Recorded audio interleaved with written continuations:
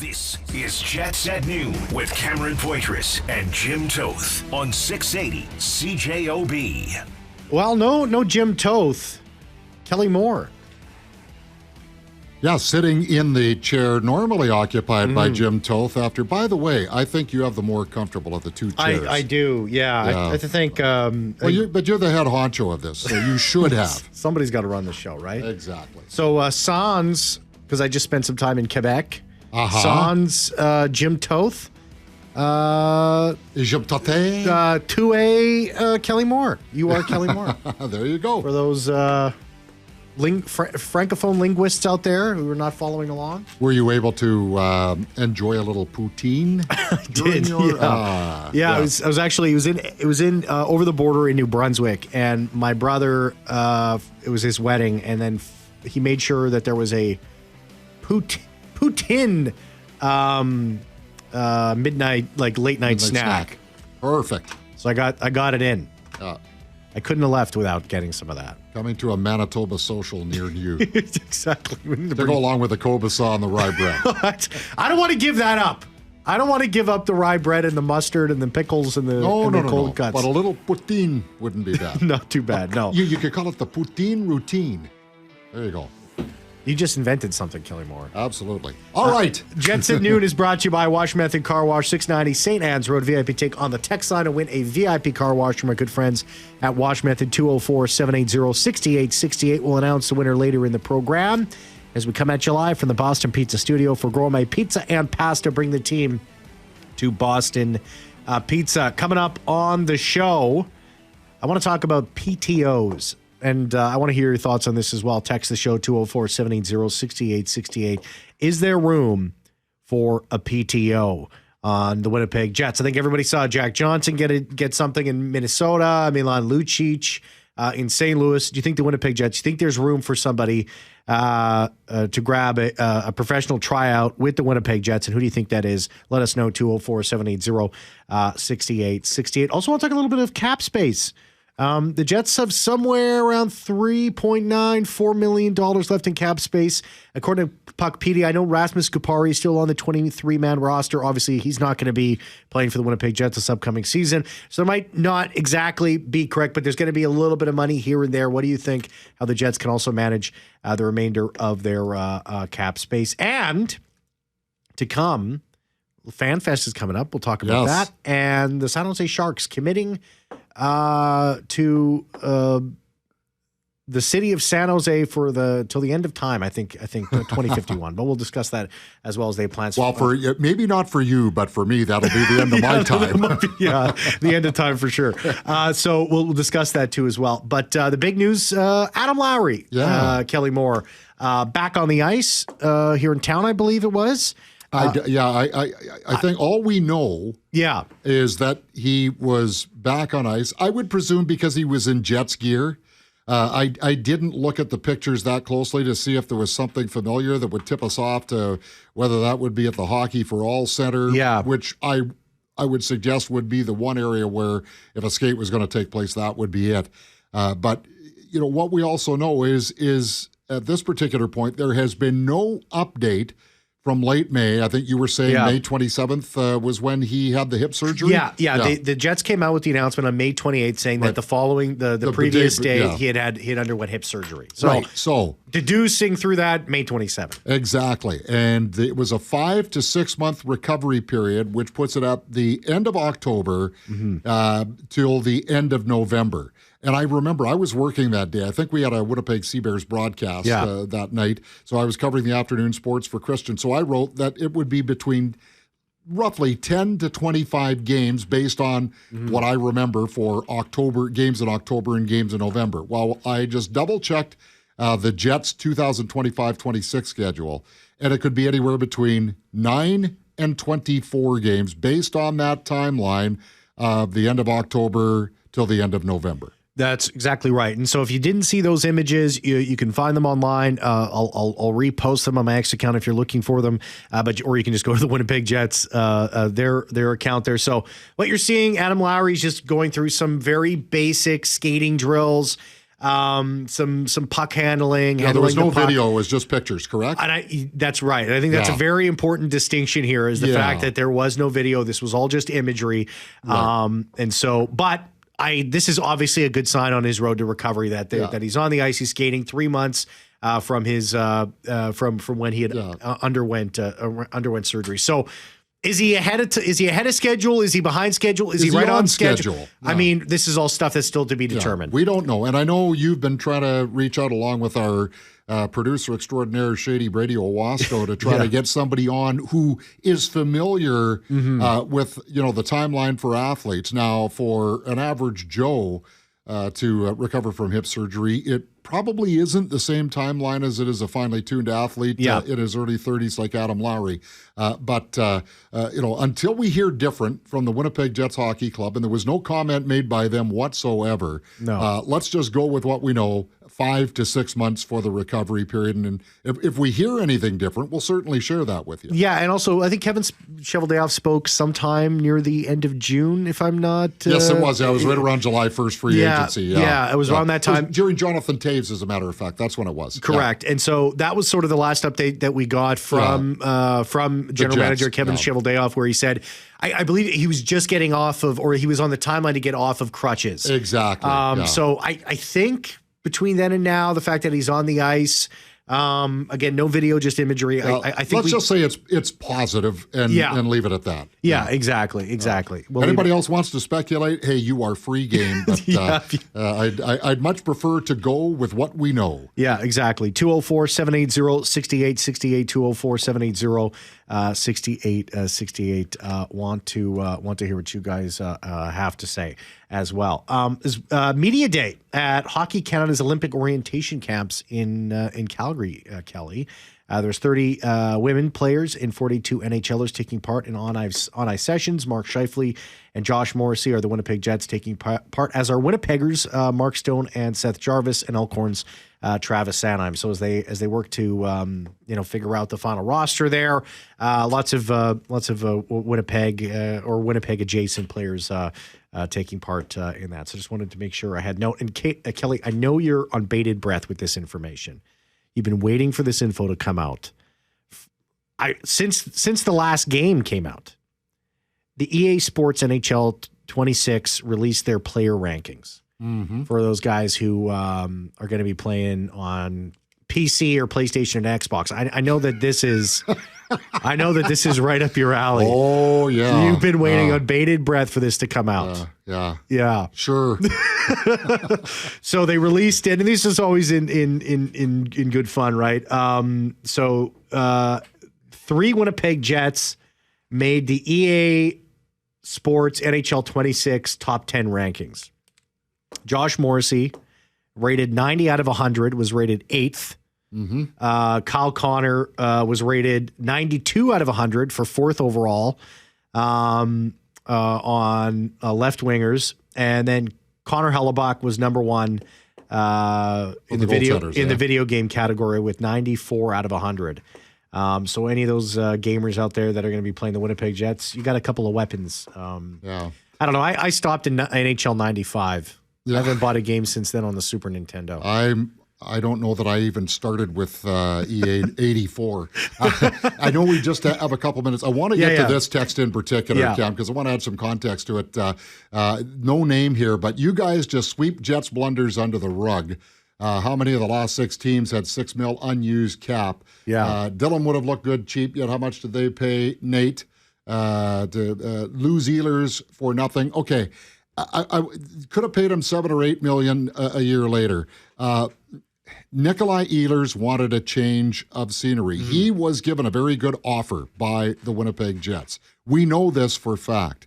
And he advised Winnipeg, I think it was the day before he announced that he was going to go with Carolina, that he was not going to accept their offer.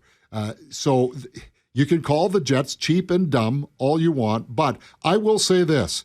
Nikolai Ehlers was no different than if you had made a trade at the deadline for Sean Monahan or Tyler Toffoli without having to pay the first-round draft pick or draft picks.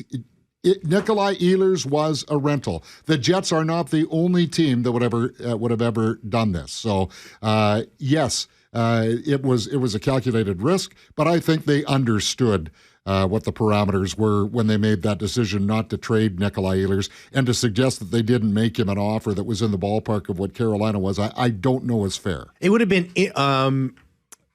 unconventional for the Winnipeg Jets in a position of where they were to trade a player like Nikolai Ehlers at the deadline to try and collect a draft pick, a prospect. Yeah. It doesn't make sense for a team that was in a President's Trophy position at that time at the trade deadline. It was a free rental. Well, without a doubt. Yeah. Without a doubt. And if that's sweeping it under the rug to excuse the Jets from making mistakes, then that's your call. But that's how I see it. And as well, as we go to break here, we hear a lot about that unused cap space, and I think it lacks the context. That cap space would have been used if Calgary hadn't have swooped in at the last minute for Brock Nelson. That is also very much concrete information. Yeah, and as well, it also lacks the context of what we don't know, Kelly. We don't know what was going on behind the scenes. I don't think Kevin Cheveldayoff was trying to save anybody any money. No, he was not. Let's we'll be right back. The San Jose Sharks, they're sticking around in the San Jose area, and I have a little bit of, you know what? They've been around a long time. I got something to say. We'll be right back. J-O-B. Well, Kelly, I have to apologize here. Okay. I missed something. Okay, what did you miss? Well, this just came out at 12. I was going to get Forche to bring out the breaking news stinger, but this is important, but not that important. Scheifele was also mentioned on the NHL 26 top 10 as a center, and that just came out at noon. He was a 91 out of 100. There you go. So I missed Scheifele. So apologies to everybody out there, and thank you to my friend Patrick for letting me know about that, because it's vital information, and I don't want to be missing anybody. Call the Boston Pizza Jets at noon hotline, open 24/7, 204-780-6800. Coming for lunch every weekday to Boston Pizza. Get a delicious main side and ice cold drink for only $15, only at BP. The number one caller will be awarded a $50 gift card to Boston Pizza on Friday. So, Kelly, the San Jose City Council unanimously approved a deal Tuesday to renovate the Sharks Arena and keep the NHL team in the city until 2051. The Sharks also, as well as the city, are also planning a new arena by September 2027. So start get started on a new rink to replace the SAP Center.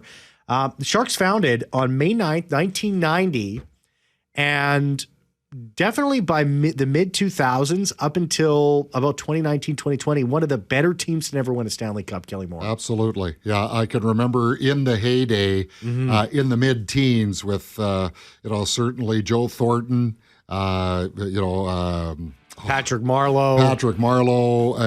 The player that just had to announce his retirement because of injury. Edward Vlasic. Well, yeah, but I'll think of it during the break. We'll come back after the 12:30. Okay. Wash Method Car Wash, 690 St. Anne's Road. VIP take on the text line to win a VIP car wash from our good friends at Wash Method. 204-780-6868. We'll announce the winner later in the program as we're coming at you live in the Boston Pizza studio for gourmet pizza and pasta. Bring the team to Boston Pizza. We're going to squeeze a little bit of Blue Bomber news because I think this is pretty big news. But Kelly, you just wanted to say something. Yeah, I need to make a clarification, and thank you, Alex, for bringing that up. During my little rant, I mentioned Calgary swooping in. I honestly, Alex, and anybody else who is listening, I truly meant Colorado. I know Brock Nelson signed with the Colorado Avalanche, or was traded rather, and then signed with them as a free agent. So my apologies for the slip of the tongue. So I'm now tied with Cam for that oversight of Mark Scheifele for what is that, EA 2026? Yeah, very important stuff. Definitely. Thanks for that, Kelly. And Logan Couture. Yes, and Logan Couture. As soon as we turned the mics off, that's just how things go. I know. I just didn't want to be stumbling and bumbling when time was tight. So. Yeah, no problem. 204-780-6868, 204-780-6868. And I really appreciate people like Alex holding the feet to the fire. Way to go, man. I appreciate that very much. This just coming down from Justin Dunk from 3 Down Nation, retweeted by our very own Derek Taylor, voice of the Bombers here on 680 CJOB. Canadian quarterback Taylor Elgersman Elgersma, of course, Winnipeg Blue Bomber first-round draft pick, has gone through NFL waivers unclaimed. The Packers decided not to sign him to the team's practice roster at this time, as Green Bay looks for a third QB with more NFL experience. Elgersma is free to sign with any NFL franchise. Or CFL franchise, for that matter. Right, yeah. I think he would or with probably... no, he'd have to sound with the Bombers, but... Yeah.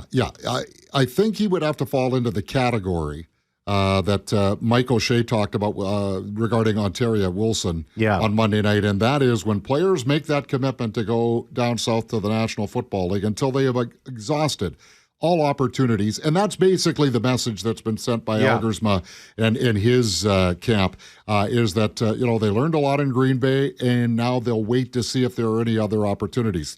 Green Bay didn't see enough of what they were looking for. That doesn't mean another NFL team that's in a different type of scenario with respect to the quarterback room might not or might rather take a look at Taylor Elgersma and say, you know what, this is a guy we wouldn't mind taking a further look at. And why wouldn't you exhaust all options if you've been in an NFL training camp? There's no doubt about that. You never ever want to look back and say, oh man, if I'd have just, Exactly.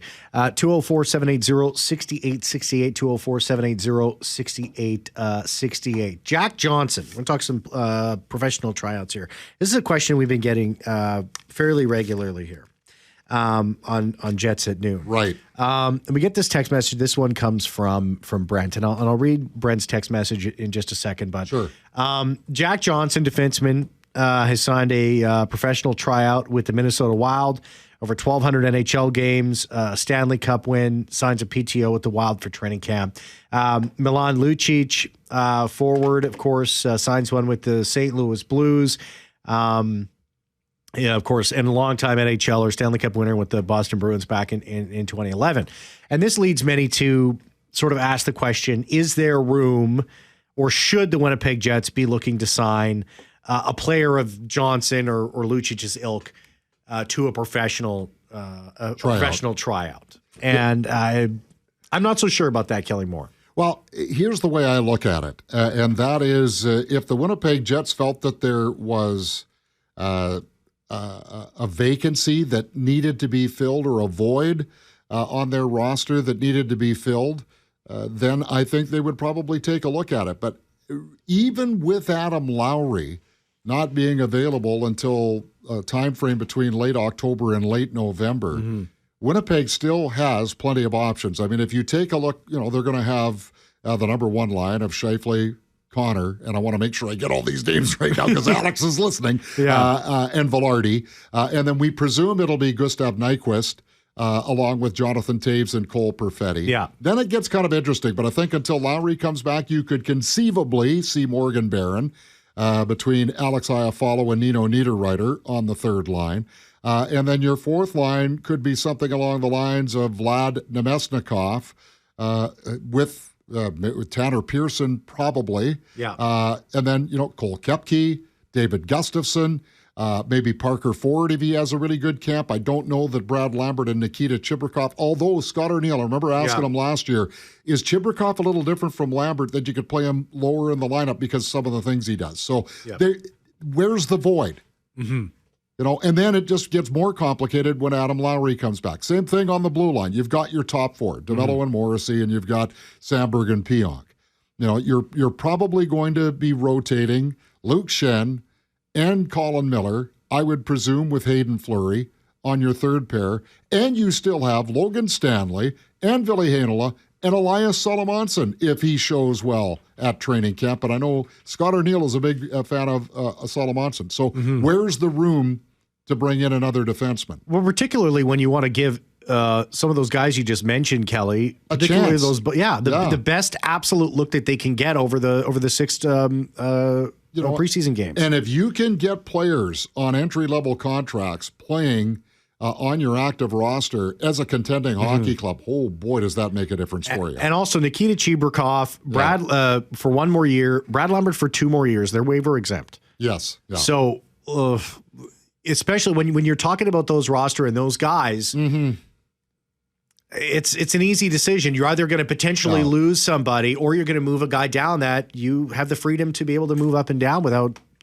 having to place on waivers. The free agent tree isn't entirely bare But Jack Roslovic already did his tour of duty with the Winnipeg Jets and didn't end particularly positive. So I don't even know, even if the Jets were interested in Jack Roslovic, if there would be mutual interest there. Matt Grzelcyk, who had a tough time last year in Pittsburgh, I believe it was, after coming over from Boston.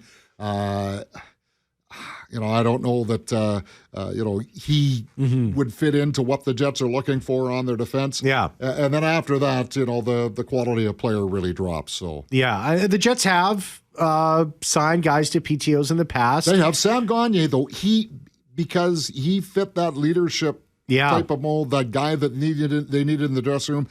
Quite frankly, the Jets are in a position where they certainly do not need that. They have more than enough in that room, especially with the addition of Jonathan Toews. Trevor Lewis, if I'm not mistaken, also got himself a contract through during a PTO. the COVID year. Yeah. So they're certainly not an organization that Nate Thompson was another guy there where they felt they needed to be a little bit older. So they've definitely gone that route before when they felt like they've needed it. But I don't see a position right now where they need something like that. No. This is what Brent was saying, texting the show, 204-780-6868, says, forget PTOs.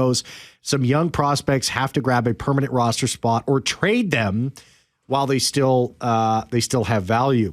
You know what? That Brent, I'll tell you, I think he'd be in running. Not that I want to influence your decision, Mr. Poitras, but I think Brent might be in the running. Yeah, is there a spot for the gift certificate? Yeah, is there a position here for a trade for the Winnipeg Jets? Well, let's put it this way: you can't. You run the risk of losing people like Logan Stanley or Ville Heinola now if they're not able to crack your top 8 or your top 7 on defense. Then what are you going to do with them? Yeah. And I did a Jets report on this back in it was shortly after the Dallas series had come to an end, Cam.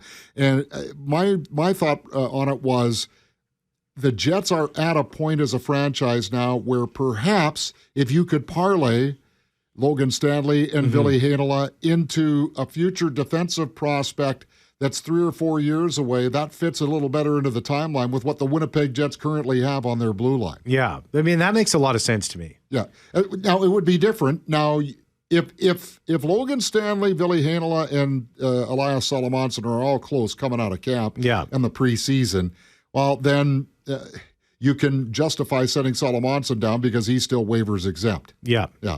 Yeah, no, you're absolutely right so there. I think Brent I think he's onto something there. And I wonder, and again, we don't know what we don't know, but who knows if Kevin Cheveldayoff wasn't working the phone lines over the course of the offseason to gauge if there was any interest in those two players. And I'm speaking primarily of Stanley and Heinola. So, Neil Pionk with Dylan Sandberg, lock it down. Everybody knows that's 100%. They could maybe be the number one shutdown pair. You're absolutely right. Josh Morrissey, Dylan DeMello. I mean, there's no questions there, but it's when you get to Luke Schenn, Colin Miller, Logan Stanley, Hayden Fleury, Ville Heinola. There's 2 spots there for 5 guys. And just as you mentioned, don't sleep on Salamonson too as well. No, I mean, we were speaking to Manitoba Moose head coach Mark Morrison, who spoke very, very highly of him. And he lost a big chunk of the season due to injury too. And so his development was kind of slowed down a bit, but he was able to find his game too as well as the year went on with the Manitoba Moose. The Moose have an interesting year coming up, Kelly. Oh, they do, because they've signed a lot of veterans, but they have a lot of young talent coming in too. The Braden Yeager, Jacob Julian, Colby Barlow. I mean, Kieran Walton. Yeah, I mean, he's definitely got a shot too as well. So it's interesting where the it's very interesting where the Manitoba Moose are going to go this year. And it might be, and everybody wants the players to be ready immediately, right? They all want them to come in. They want them to get 40, 50 points in their rookie year.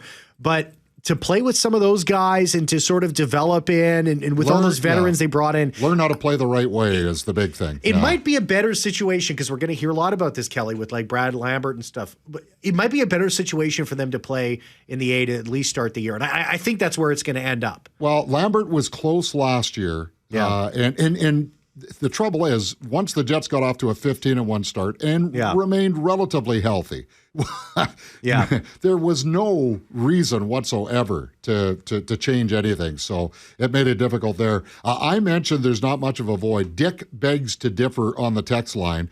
He says the void is where Gustav Nyquist is projected to play on the second line. Now, Dick says he'd have been excited to see Brock Besser play there, but Brock Besser was never in play when he decided right at the last minute to re-up with Vancouver. Absolutely. So, and I'm sure if Brock Besser had gone to free agency, Dick, I'm sure the Winnipeg Jets would have been in on that conversation for sure. Yeah, and it's certainly interesting, but I just think with the position where the Winnipeg Jets are, and if Gustav Nyquist opens the door, then that's where you say, okay, Brad Lambert, go get it. Yeah. Go get it. Yeah, well, exactly. And if he can't get it, Dick, then you have a void. It wouldn't be prudent for the Jets to not bring in a guy to play on the quote unquote second line with the team that they have going into this year. Listen, there's always a talk of the Jets don't want this guy. They don't want him to. They don't like the young guys and all that. And I just think I just don't think that's true whatsoever. Go get. He's 35-year-old Gustav Nyquist. He had a great season 2 years ago. Yes. Just because they signed Nyquist to make sure that they had depth in a role to play with Jonathan Toews and Cole Perfetti, to have a guy that's had how many games in the National Hockey League? Why wouldn't you bring in that sort of experience? That doesn't mean that Brad Lambert or Nikita Chibrikov can't come in and totally dominate. Did they trade for Nikita Kucherov? I just heard Cam Poitras say it on Jets at noon. I didn't. I stopped myself pretty quick there. But hey, listen. This is all going to get ironed out.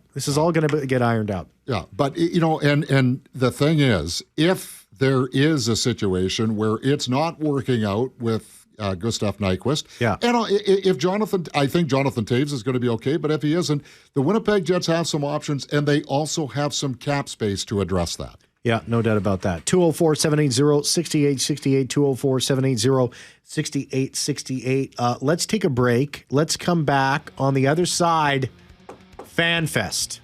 Oh, yeah. Last year was interesting. I will have a story about that. Yeah, we'll talk about that when we come back. And Jim Toth on 680 CJOB. Well, congratulations to Brent with his text message we read earlier on the show. Forget PTO. Some young prospects have to grab a permanent roster spot or trade them while they still have value. Brent, that text message was enough to win. And proclaim yourself the VIP texter of the day. You've won yourself a Wash Method car wash from my good friends at Wash Method, 690 St. Anne's Road. So congratulations, Brent. As well, miss your chance to get your thoughts on the show today. Call the Boston Pizza Jets at Noon hotline, open 24/7, 204-780-6868. Coming for lunch every weekday to Boston Pizza. Get a delicious main side and ice cold drink for only $15, only at BP. The number one caller on Friday will be awarded a $50 gift card to Boston Pizza. Now, Kelly, I don't believe in curses. I'm not someone who believes in curses. I don't. You don't believe in the hockey gods being with you or against you? Well, I believe in statistics, and I believe that over time, the odds say things will even out. That's what I believe. Okay. So where are you going with this? Well, FanFest. Oh, yeah. Now the Winnipeg Jets and the Manitoba Moose. Well, free tickets are available. They started this morning at 10 a.m. For the annual event. Takes place at Hockey for All Center, and it's going to go Saturday, September 20th. If you want tickets, you can get max of 8. Okay. But they are free. There's tons of stuff going on down there. It's fabulous time. It is a fabulous time. You can grab them at winnipegjets.com/fanfest. But it seems to me, Kelly, that it's usually a beautiful day all the other days of training camp except for FanFest. It feels that way. Last year, there was a torrential downpour. Yes. And also, and again, don't cry for me, Argentina, but last year, it also coincided with the Jets' preseason home opener against the Minnesota Wild. So there I am in a suit and a tie to cover the Jets practice. I don't know. I don't think I stuck around for the intra-squad game that they put on for the guys that were going to be playing against Minnesota. But there was also tons of people there. So I had to park in one of the ancillary parking spots as I'm walking into the rink, completely drenched. One of the security guys says, "Oh, I would have let you in here." Thanks a lot. Thanks for that. And then the same thing leaving. Just absolutely. So I'm sitting there soaked in the CJOB news cruiser, and I've got the heaters just blowing the hot air to try and dry off before trying to get into the arena to do some prep, and then trying to get here because further add things, that was we didn't have the elevators working. For whatever the oh my God, yeah, that day. That was right. So my memories of 2024 FanFest are not all that. So look for, there's going to be a bunch of stuff going on at FanFest, a $5 Jets dog, indoor concessions, food, trucks outside. Yeah. Fans can also save on Jets and Moose merchandise at the annual Jets gear sale. A chance to spin to win memorabilia, get gear signed at the Jets alumni, autograph sessions, and a bunch of stuff. It runs from 9 a.m. till 3 p.m. Free parking available in the adjacent Assiniboine Downs lot as well. So lots of reasons to go to winnipegjets.com/fanfest and get your tickets. They're all free. And as much as maybe it was a little bit of a challenge for me that day, I know thousands and thousands of Jets fans and Moose fans had themselves a terrific time, just as they do every single year. Sarah Oleski and Jamie Thomas have a open mic with Kevin Shovel day off and Scott Arneal and some of the players and that sort of thing. It is just a fabulous, fabulous day for the fans of those two teams. Absolutely. And so do we know when training camp's going to get started? Well, I mentioned this the other day with Jim. I was bang on, by the way, with FanFest. But I think most people that have covered it would have nailed that date as well. So I'm thinking the first day of on ice will probably be Friday the 19th, maybe Thursday the 18th with physicals. The physicals will be the 17th or the 18th, the testing and that sort of thing. And then the first on ice will either be Thursday the 18th or Friday the 19th. So I haven't seen anything official yet. So about 3.5 weeks away. It is indeed. Oh, my goodness. It's coming up. It's coming up quick. All right. Yeah. You'll be on location there with Jim Toth. I know you will. I sure hope so. Kelly Moore's going to take you all the way until 2 o'clock. Thank you very much, Jeffrey Forte, for producing the show. That's it for me. I'll be back same time tomorrow. See ya.